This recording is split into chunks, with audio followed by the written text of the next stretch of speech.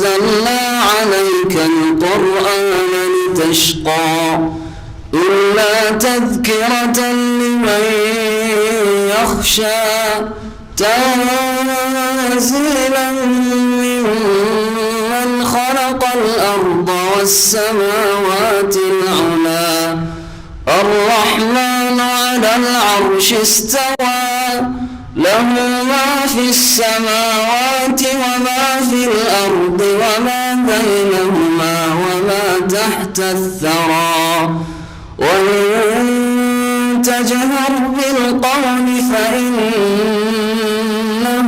يعلم السر وأخفى الله لا إله إلا هو له الأسماء الحسنى وهل أتاك حديث موسى إذ رأى نارا فقال لأهلهم كثوا إني آنست نارا لعلي آتيكم منها بخبر أو أجد على النار هدى فلما أتاها نودي يا موسى إني أنا ربك فاخلع نعليك إنك بالواد المقدس طوى وأنا اخترتك فاستمع لما يوحى إنني أنا الله لا إله إلا أنا فاعبدني وأقم الصلاة لذكري إن الساعة آتية أكاد أخفيها لتجزى كل نفس بما تسعى فلا يصدنك عنها من لا يؤمن بها واتبع هواه فتردى. السلام عليكم ورحمة الله وبركاته. بسم الله الرحمن الرحيم. الحمد لله رب العالمين والصلاة والسلام على سيد المرسلين نبينا محمد وعلى آله وصحبه أجمعين ومن تبعهم بإحسان إلى يوم الدين. أما بعد فأعوذ بالله من الشيطان الرجيم. منها خلقناكم وفيها نعيدكم ومنها نخرجكم تارة أخرى. আল্লাহ পাক রব্বুল আলামিনের সমস্ত প্রশংসা যে আল্লাহ পাক রব্বুল আলামিন আমাদেরকে মাটি থেকে সৃষ্টি করেছেন এবং মাটিতেই এক সময় ফিরিয়ে দেবেন এবং যারা অতীতে চলে গেছে তাদেরকে ফিরিয়ে দিয়েছেন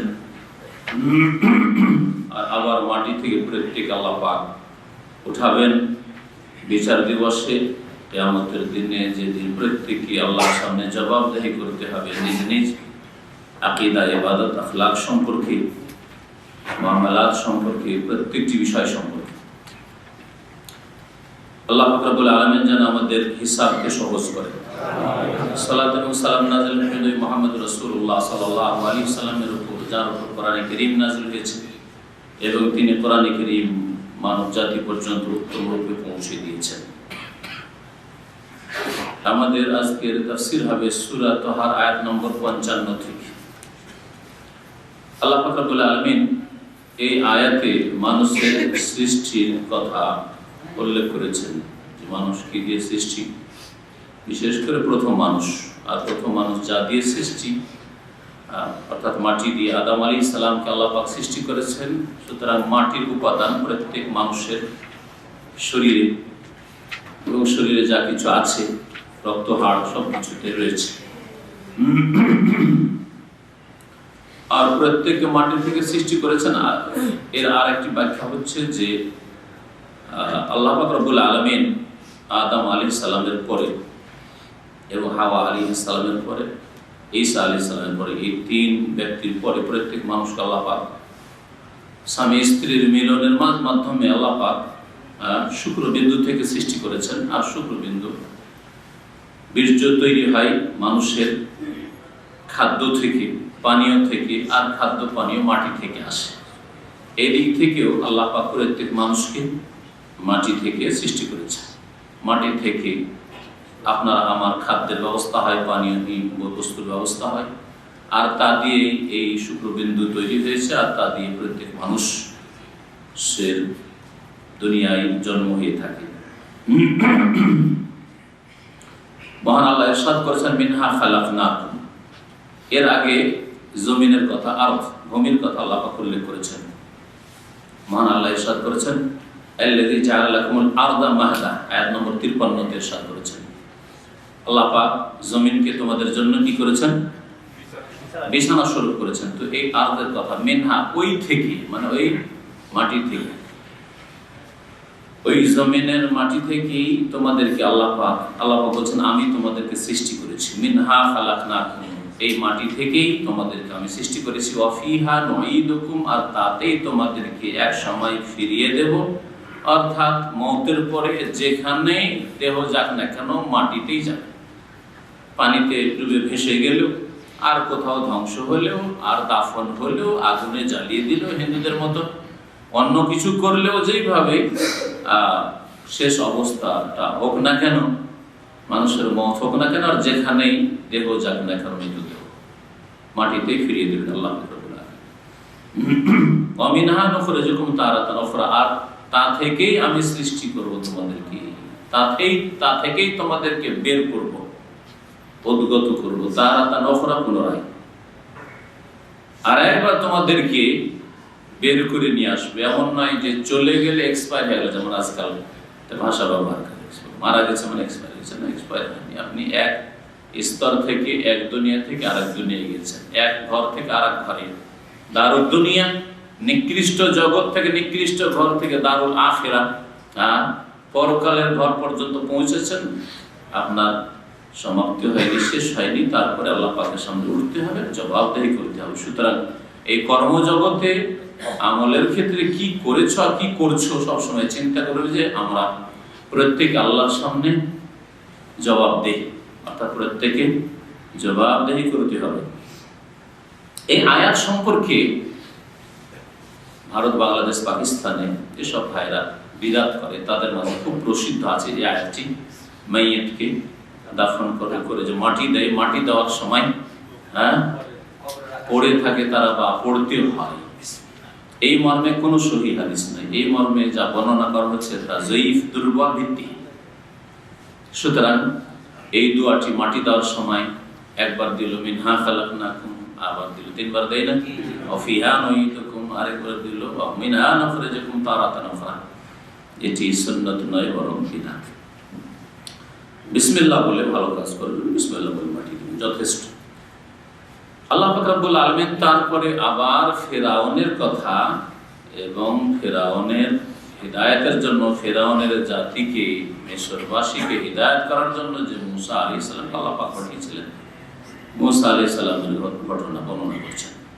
মহান আল্লাহ ইরশাদ করেন ওয়ালাকাদ আরাইনাহু আয়াতিনা কুল্লাহা, আর নিঃসন্দেহে আমি ফেরাউনকে, তাকে অর্থাৎ ফেরাউনকে, আগে ফেরাউন আলোচনা চলছিল, ফেরাউনকে আমি সমস্ত নিদর্শনগুলি দেখিয়েছি।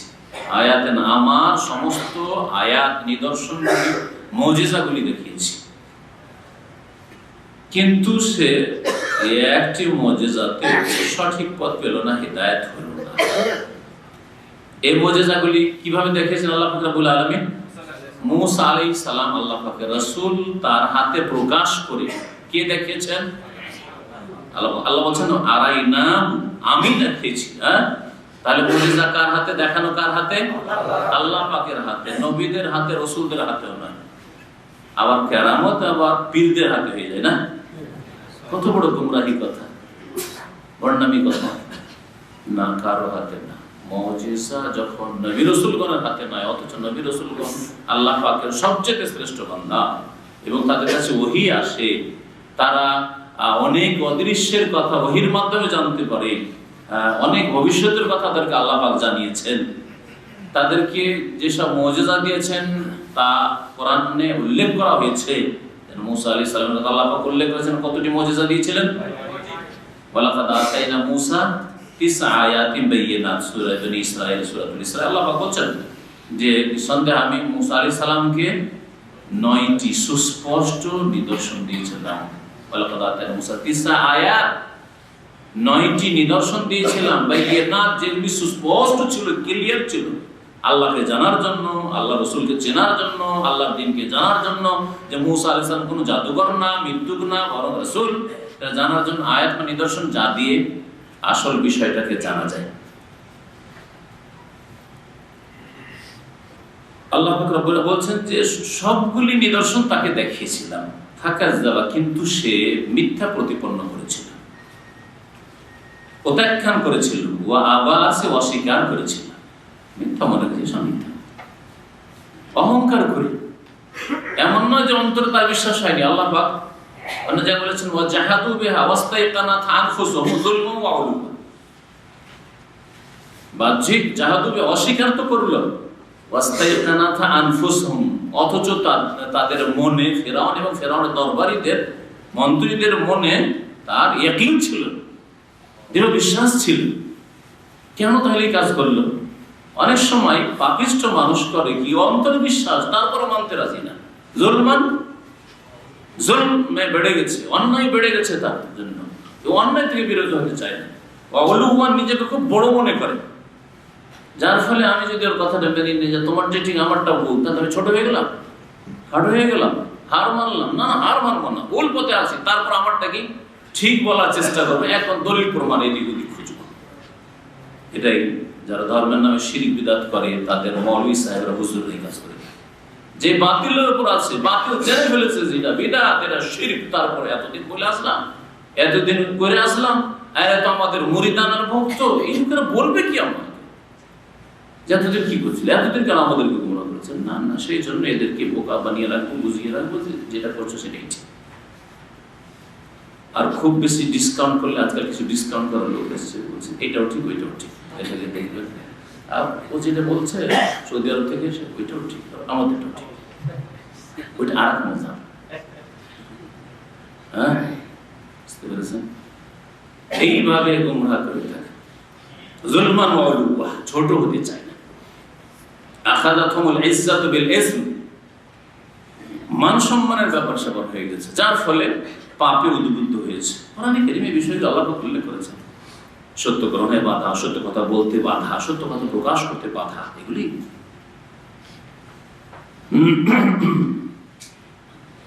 বাংলাদেশে একজন বড় আলেমের কথা, বিশেষ কোনো ব্যক্তি তার সাথে সরাসরি আলোচনা করে, বড় আলেম, অনেক লিখনী আছে, তার আলোচনা করেছে আল্লাহ পাকের আসমা সিফাত গুণাবলী সম্পর্কে, আল্লাহ পাকের যে আরশ সমুন্নত সম্পর্কে, আল্লাহ পাকের চেহারা আছে, হাত আছে সম্পর্কে আলোচনা করে। বলছে বলুন তো, কোরআন হাদিস তো এগুলো বলছে, আল্লাহ পাকের ওয়াজহ, চেহারার কথা, আল্লাহ পাকের হাতের কথা, আল্লাহ পাক রব্বুল আলামিনের আরো সব গুণাবলী রয়েছে, আল্লাহ পাক আরো সব সমুন্নত, সব কথা বলছি, কথা তো ঠিকই, কিন্তু লোকে বলবেটা কি?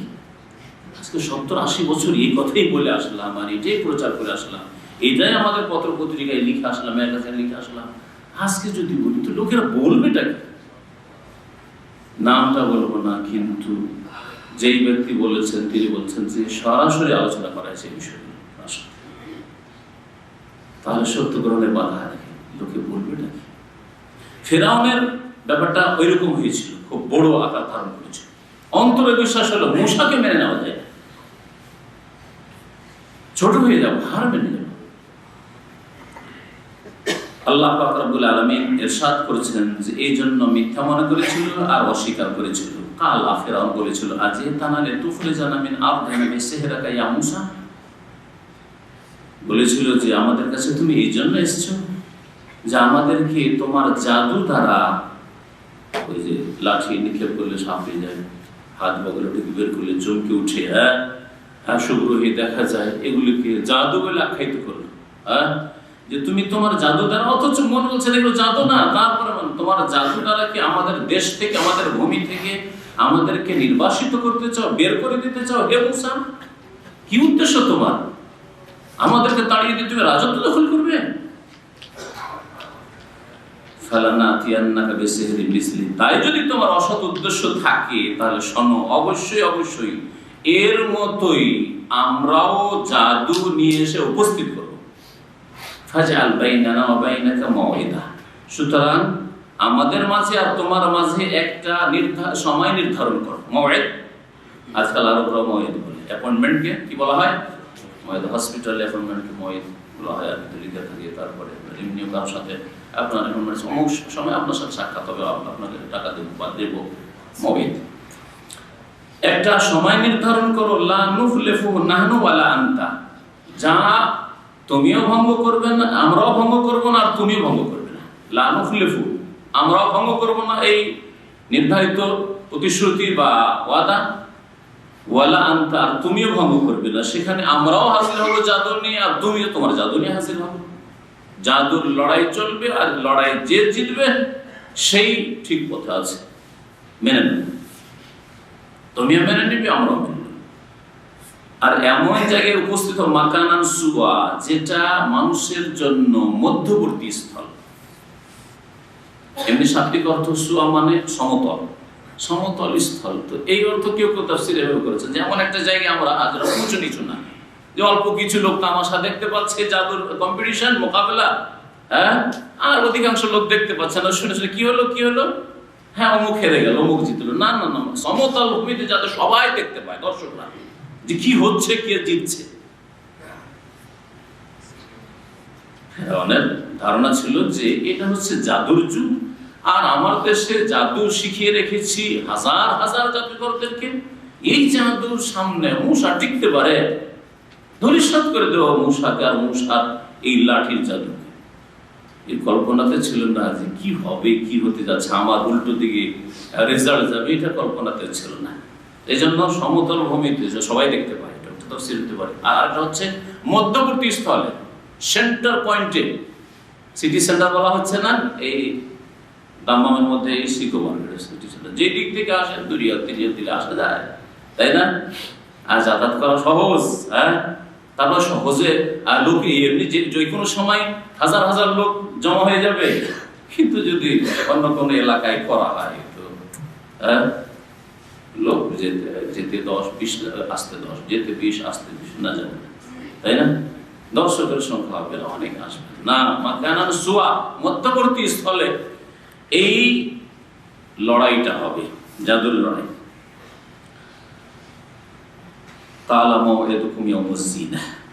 তখন মূসা আলাইহিস সালাম, ঠিক আছে, অ্যাপয়েন্টমেন্ট চাইছেন যখন, তো তোমাদের সাথে আমার প্রতিশ্রুতি হচ্ছে, ওয়াদা হচ্ছে ইয়াউমুজ্জিনা, উৎসবের দিবস। জিনা, উৎসবের দিনে মানুষ ভালো সাজ পোশাক পরে, তাই না, মহিলারা ভালো, তাই না, অলঙ্কার পরে, তাই না। তো যেন ঈদের দিনটা, ঈদুল ফিতর, ঈদুল আযহা মুসলিমদের জন্য ইয়াউমুজ্জিনা, ইয়াউমুজ্জিনা। আর হিন্দুদের মেলা ঠেলা, যে দিন মেলা, পুজো পাঠের মেলা, বিভিন্ন মেলা, ওগুলো হচ্ছে তাদের ইয়াউমুজ্জিনা। কবর মাজার পূজারীদের ওরসের মেলা, সেটা হচ্ছে তাদের উৎসব। হ্যাঁ, বিদআতপন্থীদের ঈদে মিলাদুন নবী আর এক তাদের মেলা, উৎসব। কিন্তু যারা কোরআন সুন্নাহর অনুসারী, তাদের উৎসবের দিন হচ্ছে ঈদুল ফিতর আর ঈদুল আযহা। মাওয়াইদুকুম ইয়াউমুজ্জিনা, ঠিক আছে, আপনাদের সাথে প্রতিশ্রুতি থাকলো উৎসবের দিবসে। কারণ উৎসবের দিবসে মানুষ সকলে ছুটিতে, কেউ মাঠে ঘাটে নেই, কাজ করবে না, সবাই ফ্রি হয়ে আছে, তাই না? সবাই ফ্রি আছে, আসতে পারবে। উদ্দেশ্য হচ্ছে যে দেশবাসী দেখুক ভালো করে, আর হক বাতিলটা স্পষ্ট হয়ে যাক, আর লোক দেখে নেওয়ার পরে আর ঠেকাতে পারবে না, ফেরাও তখন আর ঠেকাতে পারবে না। মানুষের অন্তরে যখন বিশ্বাস হয়ে যায়, তখন টাকা দিয়েও মানুষের মুখ বন্ধ করা যায় না, প্রলোভন দিয়ে আর ভীতি প্রদর্শন করেও, লাঠির বলেও কখনো মুখ বন্ধ করা যায় না, ঠিক না? অন্তরকে পাল্টানো যায় না। হয়তো মুখ বন্ধ করে দিতে যাবে, কিন্তু অন্তরে বিশ্বাস হয়ে যাবে। অন্তরে যদি বিশ্বাস হয়ে যায়, তো যথাসাধ্য সেটা পালন করার জন্য চেষ্টা করবে। আরে মিশরে হইল না, ফেরাউনের কবল থেকে বেরিয়ে অন্য জায়গায় দিন পালন করবো, কিন্তু যার উপর বিশ্বাস ছাড়বো না, ঠিক কিনা বলেন? ঈমানটা এরকম জিনিস, মানুষের অন্তরে যখন বসে যায়, আপনার সহি আকীদার ঈমান যখন বসে যাবে, আপনার গ্রাহ্য পারছেন না আপনি শিরক বিদআত থেকে বাঁচতে, অথবা বিদআতের জুলম অত্যাচার থেকে বাঁচতে, হিজরত করবেন। যা ত্যাগ স্বীকার করলাম, কোরবানি দিলাম, অনেক ক্ষয়ক্ষতি হলো আর্থিক দিক থেকে, কিন্তু না, দ্বীনকে যদি বাঁচাতে হয়, সহি আকীদা রক্ষা করতে হয়, তাহলে আমাকে শিরক বিদআত মুক্ত হইতে হবে। শিরক বিদআত মুক্ত সমাজে যদি না যাই, তো আমার পরে দ্রুত আমার ছেলেমেয়েরা আবার শিরক বিদআতের দিকে ফিরে যাবে। বাস্তব সত্য কিনা? আপনি সহিদিন সহি আকীদা শিখে গেছেন আর বিদআতি পরিবেশে আগেই থেকে গেলেন, তাহলে আপনার যে ঈমান মজবুত হয়েছে আকীদা শিখে, সহি আকীদা শিখে, শিরক বিদআতকে জেনে, আপনার ছেলে মেয়েদের, আপনার স্ত্রীর নাই। আপনার স্ত্রীর ছেলে বলবে আরে তোমার বাপ খুব শক্ত ছিল, ও পেরেছে, তোমরা পারবে না। বা ছেলেরাই বলবে যা যেদিকে সবাই যায় সেদিকে যেতে হয়, 10 যেখানে সেখানে আল্লাহ। আর এত ঝুঁকি নেওয়ার প্রয়োজনটা নেই, যা করছে করুক, আর আমরাও করি। পুজোর চাঁদা চাইলো, মাজারের চাঁদা চাইলো, মিলাদের চাঁদা চাইলো, সব কিছুতে হাজির। আবার 10-20 বছরের মধ্যেই আপনি দুর্বল হয়ে পড়েছেন, এখন হয়তো বেঁচে আছেন, অথবা আর চলছেন আপনার কথা পরিবারে, অথবা আপনি দুনিয়া থেকে বিদায় হইতে আবার আপনার ছেলেমেয়েরা শিরক বিদআত শুরু করবে। এই জন্য ইসলামের একটা কোর্স হচ্ছে হিজরত করা। যদি দিন পালন না করতে পারেন আপনার এলাকায়, আপনার দেশে বা আপনার গ্রামে, তাহলে আপনাকে হিজরত করতে হবে। লা তানকাতুল হিজরাতু মা কুতিলাল আদু। নবী করিম সাল্লাল্লাহু আলাইহি সাল্লামের বাণী যে হিজরত বন্ধ হবে না। মক্কা থেকে মদিনার হিজরত বন্ধ হয়েছে।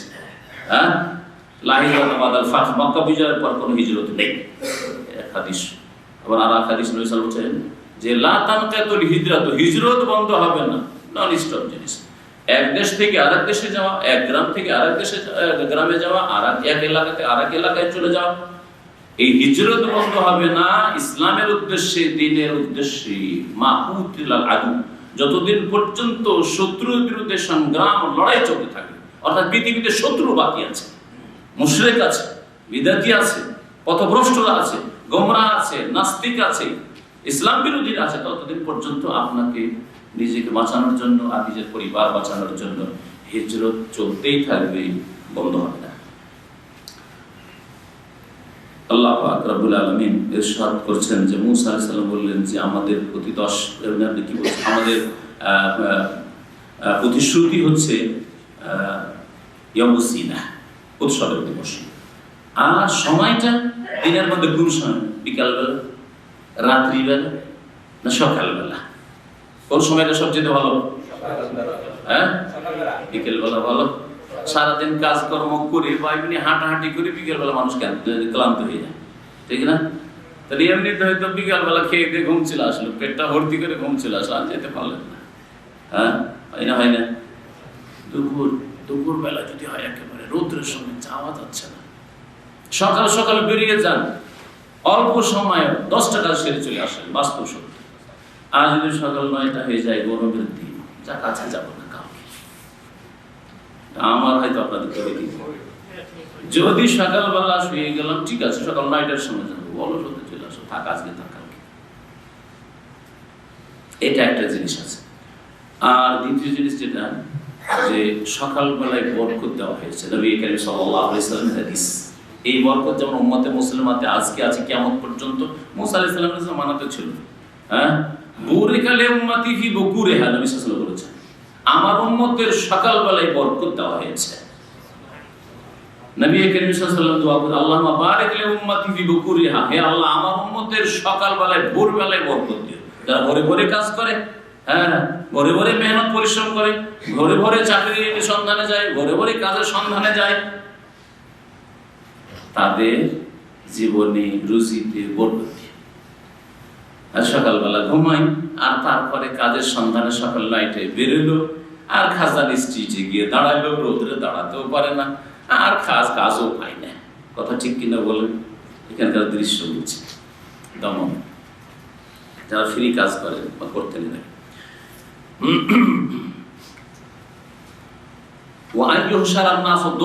সুতরাং লোকজনকে সমবেত করা হবে কখন? দোহা, দুপুর বেলার আগে। দোহা একটা হচ্ছে জোহর, একটা হচ্ছে সকাল, এর মাঝখানের সময়টা হচ্ছে দোহা। সকাল 8টা থেকে 10টা, এই সময়গুলি তো দোহা। আর এই সময়ের নামাজকে বলা হয়, এই যে সূর্য ওঠার পর থেকে শুরু করে জাওয়ালের আগে পর্যন্ত এই সময়ের নামাজকে, সালাতকে কি বলা হয়? সালাতুদ দুহা। আর দোহাকে ফার্সি ভাষায় বলা হয় চাস্ত। এই জন্য আমাদের দেশে ফার্সির প্রভাবের কারণে এই নামাজকে মানুষরা কি জানে, চাস্তের নামাজ বলে জানে। সকাল সকাল যেন এই কম্পিটিশনটা হয়ে যায়, এই জাদুর লড়াই, আমার সাথে তোমাদের যে প্রতিযোগিতা বা লড়াই থাকবে, এটা যেন সকালবেলা দুপুর আগে আগে হয়ে যায়। দুপুর হলে মানুষ আসবে না, বিকেল হলে মানুষ হয়তো ক্লান্ত হয়ে যাবে, রাত্রি হলে অন্ধকারে আসল সত্য উদ্ঘাটন হবে না, বুঝতে পারবে না কি হলো না হলো রাতের অন্ধকারে। সুতরাং এটা যেন সকালবেলাতে হয়ে যায়। ফাতাওয়াল্লা ফিরআউন, তখন ফিরআউন দরবার থেকে উঠল, ফিরে গেল। ফাজামা কাইদাহু, তার কলা কৌশলকে একত্রিত করল। কি করে কৌশল করা যায় মুসার বিরুদ্ধে? দেখো অমুক শহরে এতগুলি জাদুঘর আছে, অমুক শহরে এতগুলি জাদুঘর আছে, সবকে ডাকো। ফাজামা কাইদাহু সুম্মা আতা, তারপরে ফিরে আসলেন। মুসা আলাইহিস সালাম এই সময় উপদেশ দিচ্ছেন, আম্বিয়া রাসূলগণের তরিকা নিরাশ হওয়া না। কথা হয়ে গেছে জাদুর সাথে মুজিজার লড়াই হবে, লড়াইটা হয়ে যাক না, তারপরও এখনো লড়াই না এসে এরা লাঞ্ছিত অপদস্থ না হয়ে তার আগেই যদি কোনো ভালো রাস্তা বেরিয়ে আসে, এইরকম চেষ্টা করা হচ্ছে নবীগণের সুন্নাত আদর্শ। উপদেশ দিচ্ছেন, ওয়াজ শুরু করলেন। এখন মুসা আলাইহিস সালামের ওয়াজ শুনলেন। ফিরআউনকে, ফিরআউনের মন্ত্রীদেরকে, ফিরআউনের দেশবাসী কিপ্তিদেরকে, কাফের মুশরিকদেরকে উপদেশ দিচ্ছেন, নসিহত ওয়াজ করছেন। কালা লাহু মুসা, মুসা আলাইহিস সালাম এই ফিরআউন এবং ফিরআউনের জাতিকে উদ্দেশ্য করে বললেন, ওয়াইলাকুম, তোমাদের জন্য দুর্ভোগ, তোমাদের ভাগ্য খারাপ হতে যাচ্ছে। লা তাফতারু আলাল্লাহি কাযিবা, আল্লাহ সম্পর্কে তোমরা মিথ্যা রচনা করিবে না, মিথ্যা কথা বলিও না যে মুসার কাছে যা আছে এটা জাদু, এসব মিথ্যা কথা বলিও না। মুসা মিথ্যুক নবী নয়, তার দ্বীন সত্য নয়। লা তাফতারু আলাল্লাহি কাযিবা, আল্লাহ সম্পর্কে তোমরা মিথ্যা কথা বলিও না, মিথ্যা রচনা করিও না। না হলে কি হবে? ফায়ুসহিতাকুম বিআযাব, না হলে তোমাদের আল্লাহ ধ্বংস করে দেবে বিআযাব, আযাব, শাস্তি দিয়ে।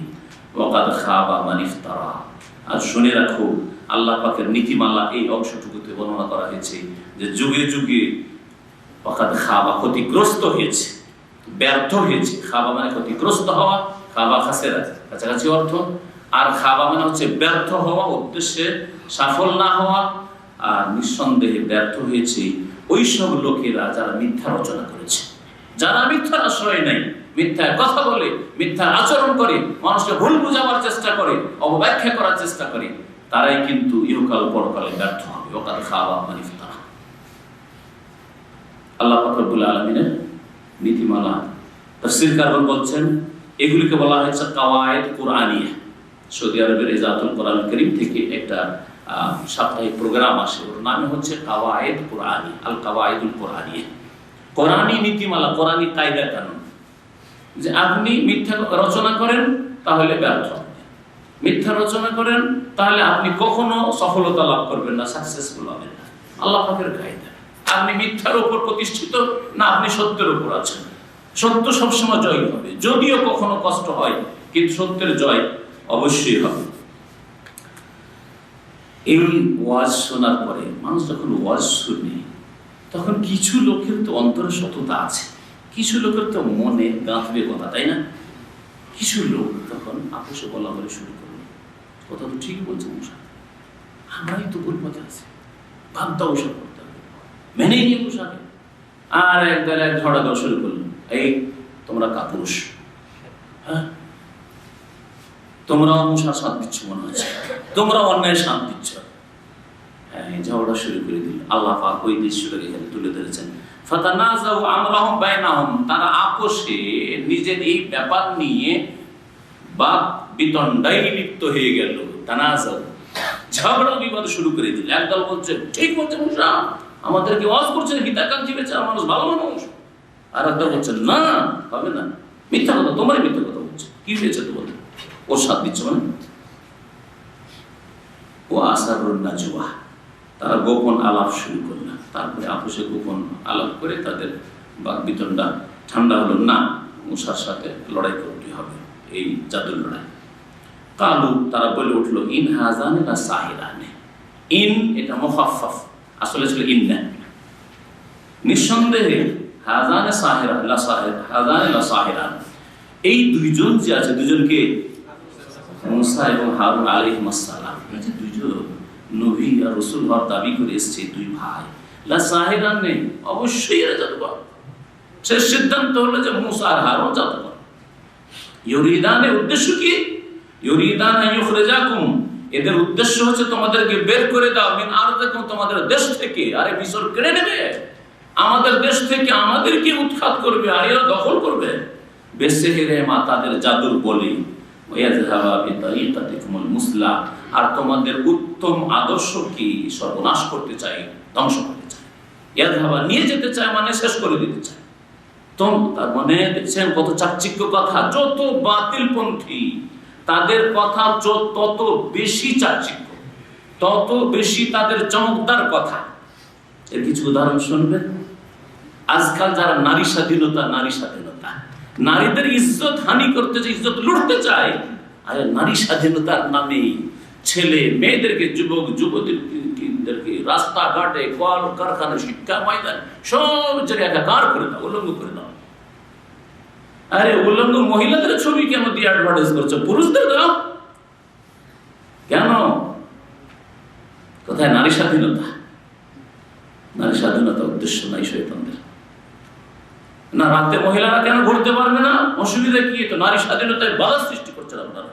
রাত 8টার পরে ঢাকা ইউনিভার্সিটি থেকে স্বাধীনভাবে বেরিয়ে যাবে, তার জন্য এই মহিলাদেরকে, এই ইউনিভার্সিটির মেয়েদেরকে দিয়ে মিছিল করানো কয়েক বছর আগে। নারী স্বাধীনতা। যত শয়তান আছে, শিরকারী হোক আর বিদাতকারী হোক আর কাফের নাস্তিক হোক, ইসলামের শত্রু, যে কোনো রকমের শত্রু হোক, বাইরের শত্রু হোক আর ভিতরের মুনাফিক শত্রু হোক, যে কথাগুলি বলে বাতিল কথা, সেগুলিকে চাকচিক্যময় করে পেশ করে। বিদআতপন্থীরা তাদের কবর মাজার পূজাকে পেশ করে, ওলি আউলিয়ার তাজিম করি আমরা, আর ওয়াহাবি বেয়াদবেরা ওলি আউলিয়া মানেই না। রাসূলুল্লাহ সাল্লাল্লাহু আলাইহি ওয়াসাল্লামকে হাজির নাজির বলি, রাসূলের আমরা ইহতিরাম করি, হক আদায় করি, আর এরা রাসূলের উপর দুরূদ পড়ে না। আমরা মিলাদ করি, মানে আমরা রাসূলের উপর দুরূদ পড়ি, আর যারা মিলাদ করে না এরা বেয়াদব, ওয়াহাবি মারদুদ। না ফাতিহা না দুরূদ, এটা বিদাতীদের কথা, যে ওয়াহাবিরা নাকি মারদুদ, না ফাতিহা। ফাতিহা খানি কুলখানিও করে না কেউ মারা গেলে, আর এই পেটের ব্যবসাও হয় না। পেটের ব্যবসা হয় না, ব্যবসা বন্ধ হয়ে যাচ্ছে। আর না দুরূদ, আর দুরূদ পড়ে না নাকি। আমি এর ব্যাখ্যা একটা মাঝে মধ্যে করেছি, অনেকদিন করা হয়নি, আপনাদের শোনাচ্ছি। আর পুরাতন ছাত্র হয়তো মনে আছে কিনা, কারণ আপনারা বেশিরভাগ বুঝছেন। এই বিদাতীরা যে এই কথাটি বলেছে, এই কথাটি তাদের উপর ফিট হচ্ছে, যে ওয়াহাবিরা ফাতিহা পড়ে না আর দুরূদ পড়ে না। এর বিপরীত বলছি, যে যাদেরকে ওয়াহাবি বলছে কোরআন সুন্নাহ অনুসারীদেরকে, তারা প্রত্যেক রাকাতে নামাজের ফাতিহা পড়াকে ফরজ মনে করে, প্রত্যেকের জন্য, ইমামের জন্য, মুক্তাদির জন্য, একাকির জন্য। ফাতিহা না হলে নামাজ হয় না। আর এই বিদআতপন্থী যারা মিলাদি বিদাতি আর কবর মাজার পূজারী বিদাতি, নবীকে আজানের আলেমুল গায়ব বলা বিদাতি, যতগুলি বিদাতি আছে যে শারীরিক হোক না কেন, এদের কাছে ইমামের জন্য ফরজ নাই, শুনে রাখেন। তাদের কাছে ইমামের জন্য ওয়াজিব। ফরজ হচ্ছে যে কোনো 3টা আয়াত, ছোট আর বড় হলে একটি আয়াত যথেষ্ট। আর রহমান আল্লামাল কোরআন খালাকাল ইনসান, তাকবীরে তাহরিমার পরে সানাতুস সুন্নতি হলো, ওটাও যদি না পড়ে, আর রহমান আল্লামাল কোরআন খালাকাল ইনসান, তাদের মাযহাবে ফিকহ হিদায়াহ কদুরিতে নামাজ হয়ে গেল।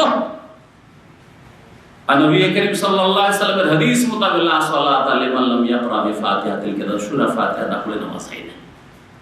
তাহলে ফাতিহা কে করে? ফাতিহা কে বেশি পড়ে? প্রত্যেক রাকাতে। যাদেরকে ওয়াহাবি বলছো, মানুষকে বিভ্রান্ত করার জন্য, দূরে সরিয়ে দেওয়ার জন্য হক থেকে, কোরআন হাদিস থেকে, তারাই ফরজ মনে করে। আর তোমরা তো ইমামের জন্য ওয়াজিব, আর বাকি মুক্তাদির জন্য নিষেধ। মুখে আগুন দেওয়া হবে, জাল করেছে তার হাদিস, কাযযাব দাজ্জাল জাল হাদিস করেছে। বুঝতে পেরেছেন কথা? তাহলে ফাতিহা কোথায় পড়ে তারা? দরুদ নেবেন। যাদেরকে ওয়াহাবি বলা হচ্ছে, তাদের কাছে নবীর নাম যতবার আসুক এক মজলিসে সাল্লাল্লাহু আলাইহি সাল্লাম বলে দরুদ পেশ করা মুস্তাহাব, যতবার। আর যে কোনো মজলিসে কম পক্ষে একবার পড়া ফরজ।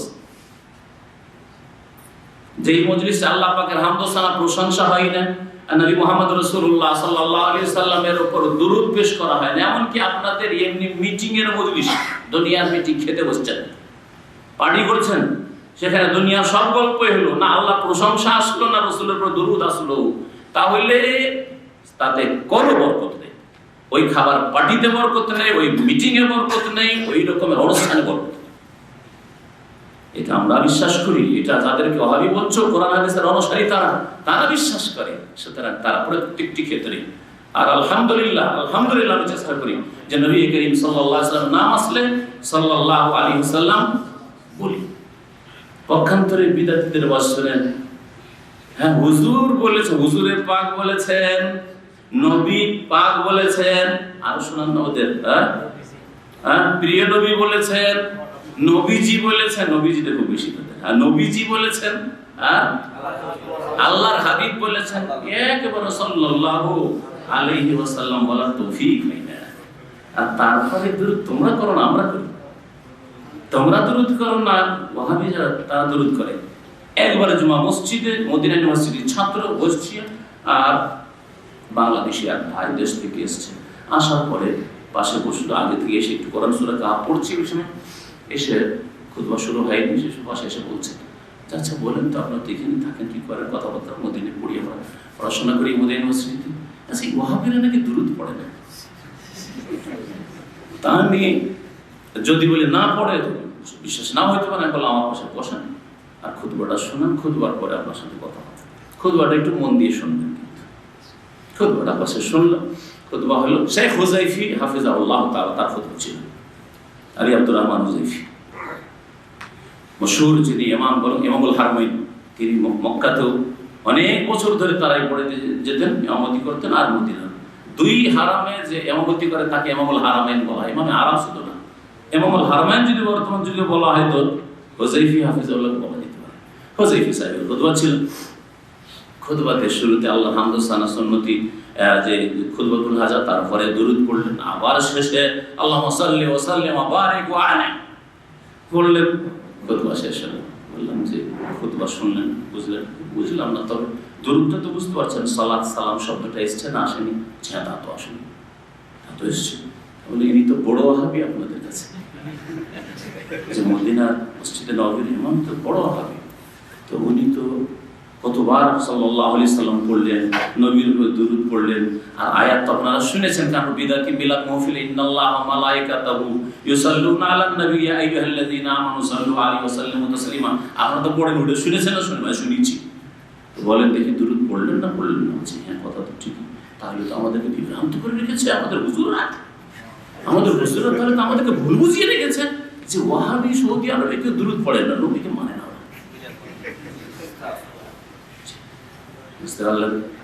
তাহলে ওয়াহাবি মারদুদ না বিদাতি মারদুদ, না নামাজে সূরা ফাতিহা, না দুরূদ নবীর নাম আসলে।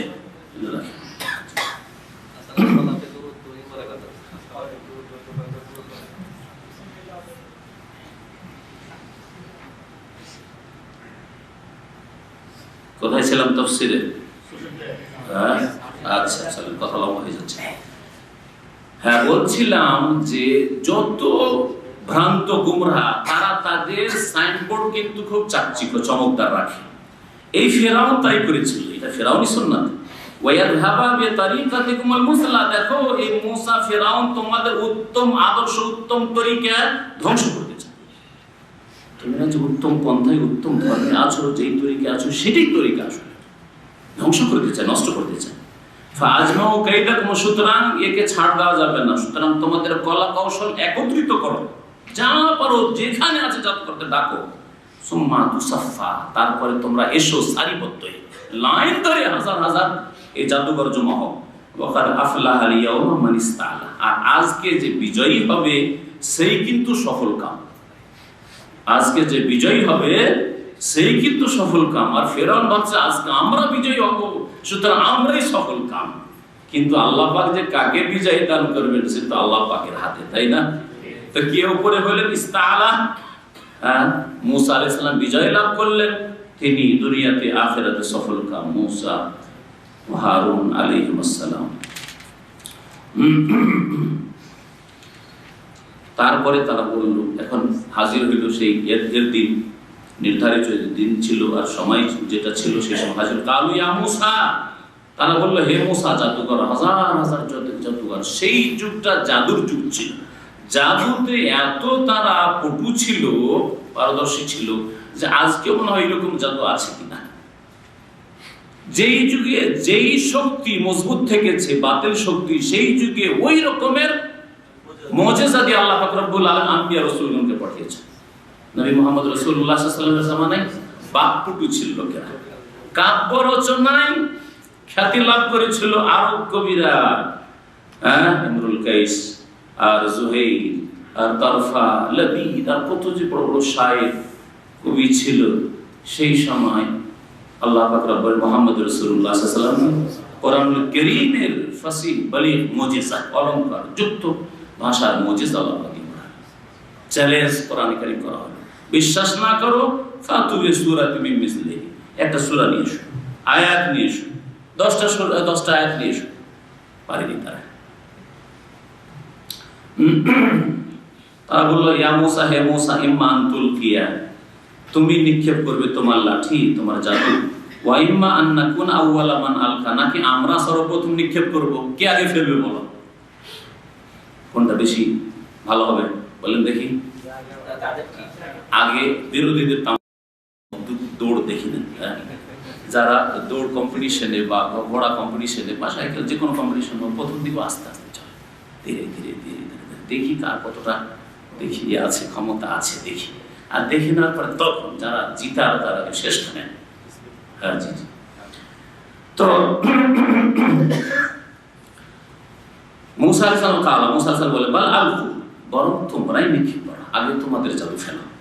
ফাইজা হিবালুহুম ওয়া ইসিয়ুম, তাদের প্রত্যেকের হাতে একটা করে রশি আর একটা করে লাঠি, হাজার হাজার জাদুকর। ফাইজা হিবালুহুম ওয়া ইসিয়ুম, তাদের রশিগুলি, হাবলুনের বহুবচন হিবাল, তাদের রশিগুলি, ওয়া ইসিয়ুম আসার বহুবচন হচ্ছে ইসি, তাদের লাঠিগুলি, ইউখাইয়ালু ইলাইহি, মূসা আলাইহিস সালামকে মনে হচ্ছিল। ইউখাইয়ালু খেয়াল থেকে, খেয়ালটা বুঝেন তো কেমন খেয়াল আপনার, উর্দু তো খেয়াল শব্দটা আরবি শব্দ, এটা ইউখাইয়ালু মানে কোরআনের ভাষা বড়, এটা তাকে এরকম খেয়াল হচ্ছিল, ধারণা হচ্ছিল, দেখে মনে হচ্ছিল তাহলে আসলে জাদু বাস্তব হাকিকাত নয় যে রশিটা সাপ হয়ে গেছে মানে সাপ আর লাঠিটা সাপ হয়ে গেছে মানে সাপ নয়, কিন্তু দেখতে সাপ লাগছে, দেখতে সাপ লাগছে, দেখতে মনে হচ্ছে লোকটাকে জবাই করে দিল, কিন্তু আসলে জবাই করেনি। হ্যাঁ, দেখতে মনে হচ্ছে মাটির গুলিকে রসগোল্লা বানিয়ে দিল, কিন্তু আসলে রসগোল্লা বানায়নি, বুঝছেন না?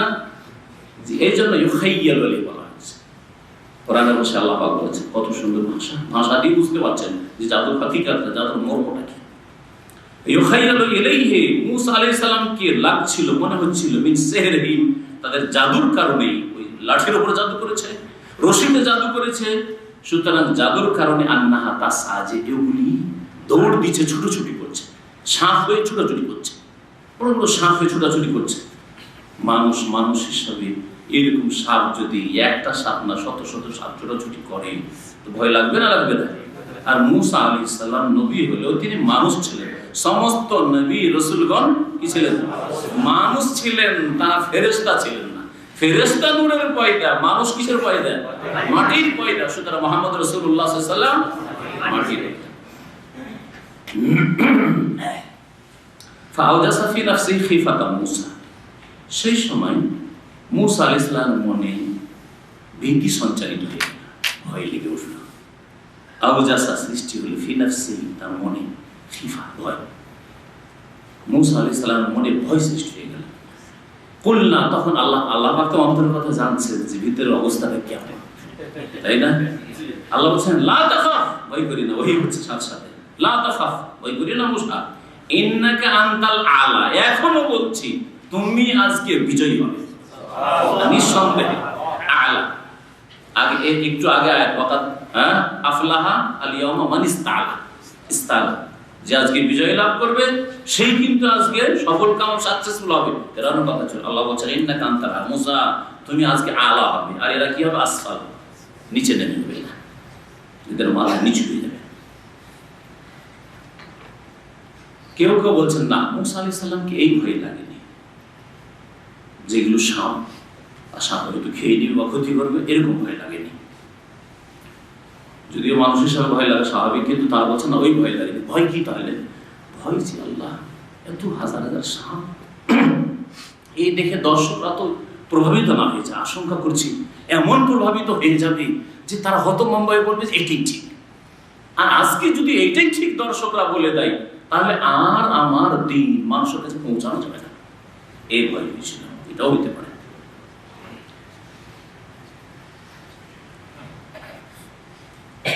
আল্লাহ পাক বলছেন ওয়ালকে মাফিয়া ইয়ামিনিক, তোমার ডান হাতে যা আছে তুমি নিক্ষেপ করো, ফেলে দাও।